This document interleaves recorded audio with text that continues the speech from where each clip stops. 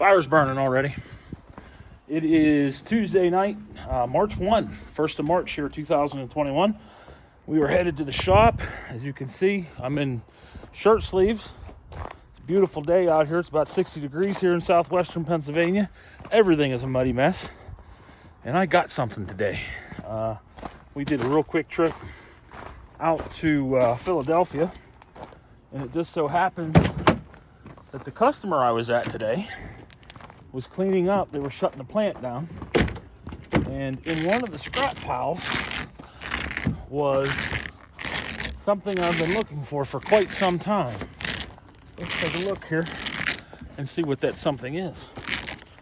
Ah, there you go. Railroad crossing sign, the official one too, made out of aluminum. Let's see if I can get this out of here with one hand. Not scuffing up my ride. It's a little bent, as you can tell. But we're about to take care of that here in the shop. Get it straightened up, try and get it hung up here tonight before Chad and Beth get here. Good work, KJ. KJ got us nice and warm in here.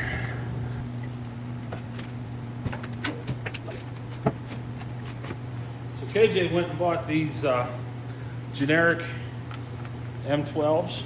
These are 6 amp hours. But what happened was the clips broke on both sides and they don't clip into the tool anymore. So what I've been doing is black taping the handle a couple of strings.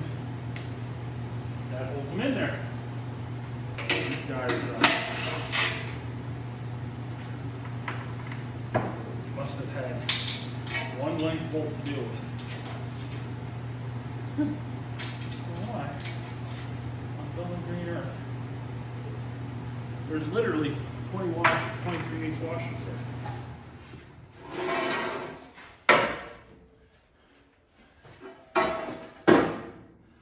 So crossing goes on the outside.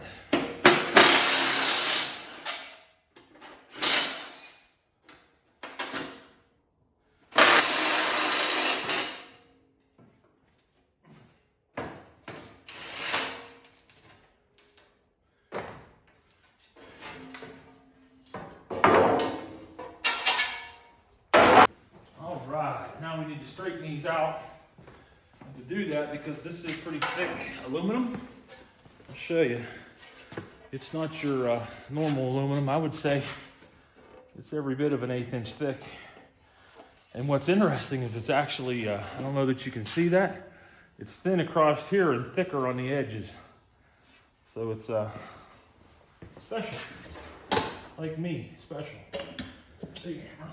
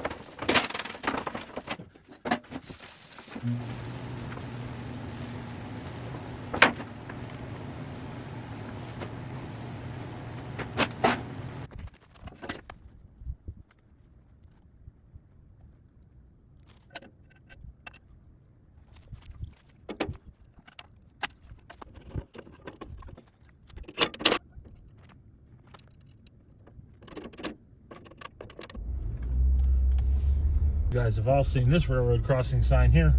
A little different than the other one, but you can see the other one still with the reflective tape on the back side of it.